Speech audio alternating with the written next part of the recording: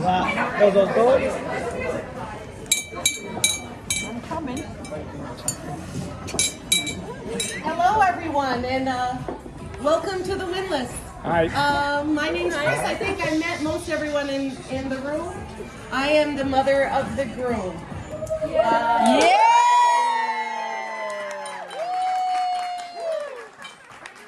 Super excited for you to be here at the kickoff celebration of the wedding festivities, and I'm looking forward to celebrating with all of you over the next couple of days. Okay. I have a confession to make. I have three family photo albums in my house, none of which contain a picture of Nico. They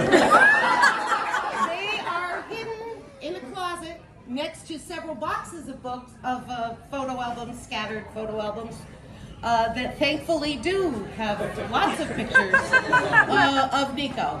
Now, in the corner over here, my sisters are cringing because they know me as the young adult coming back to her childhood home that would spend hours upon hours upon hours going through approximately 150 photo albums that my mother had organized and annotated in her perfect script.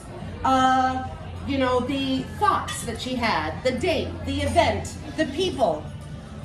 So how do I reconcile this person who couldn't be bothered, that didn't think it was important enough to put the Natali family history or Nico's history in some sort of organized way, with this person that craved, almost like needed, to review her own family history? And what I came up with was that I don't see Nico's life in still snapshots. I see them in moving pictures, and if you know Nico at all, it's complete with sound.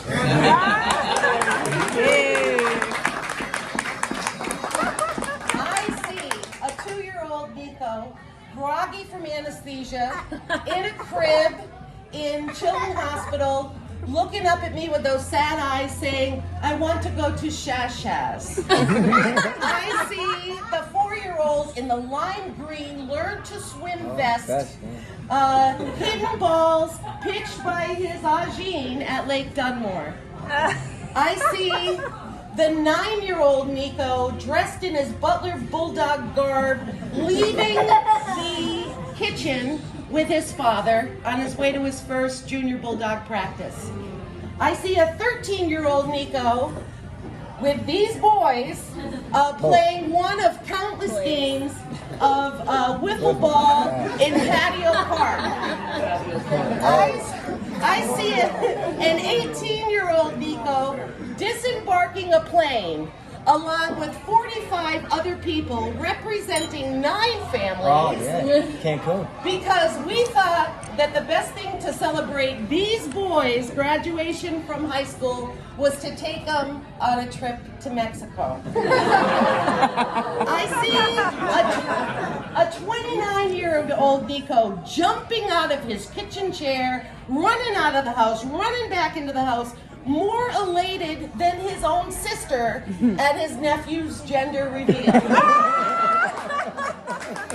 I see a 20-year-old Nico sitting at the island in the kitchen telling me about this girl in his program with the most amazing eyes. And I can conjure a million more of those, but we don't have time for that. But along with all those images, I hear Nico arguing. Need I say more?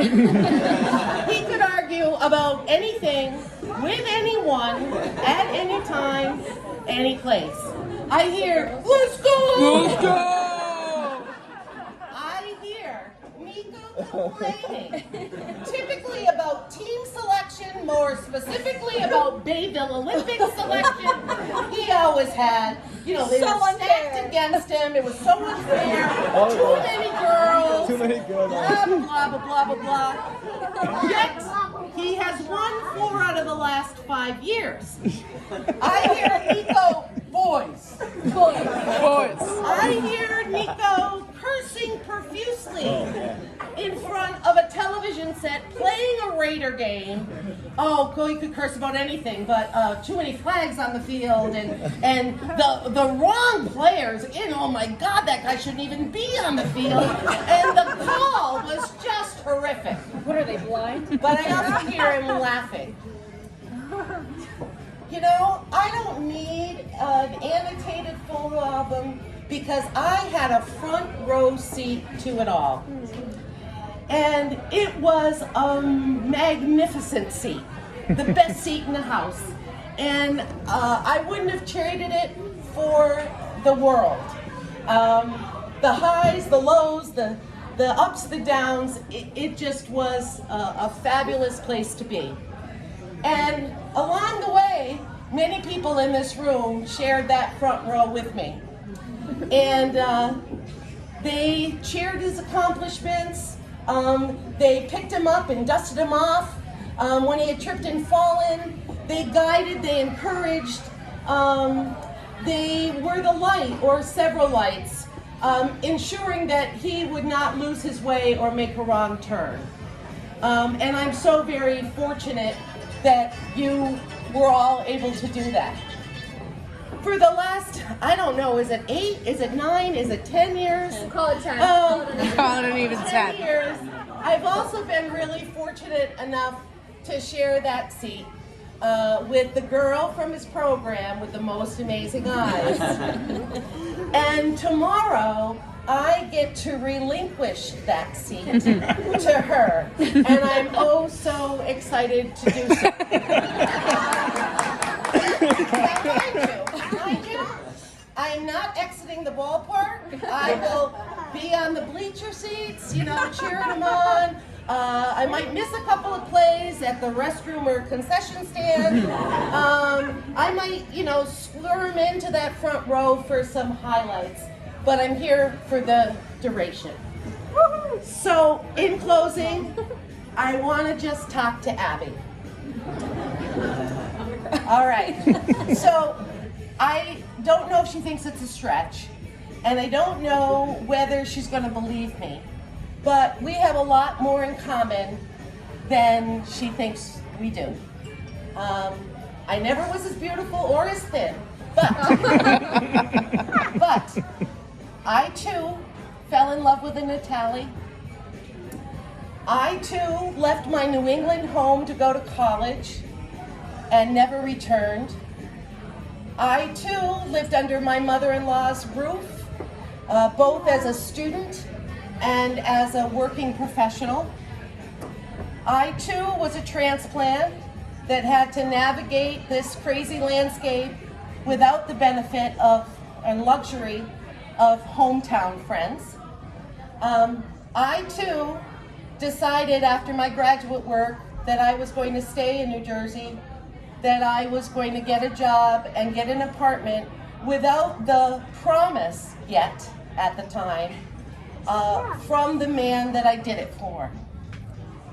So if the trend continues and if we kind of live this parallel existence, I know a couple of things.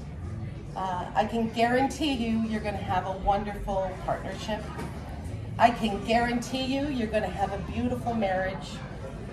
I can guarantee you're going to have a lovely family surrounded by remarkable friends. And I guarantee you that when you're old and gray and possibly fat, that you're going to look back on it all and wouldn't change a thing. So, to borrow a little inspiration from Joe Natale, because music makes any occasion better, as well as some lyrics from Danny and GKM. Poetic license with the pronouns. Go paint a picture of your life. Paint a portrait of these times. Go take a picture of your life. paint a portrait of these times, you can waste away your mind and still remember. I love you both. Yeah.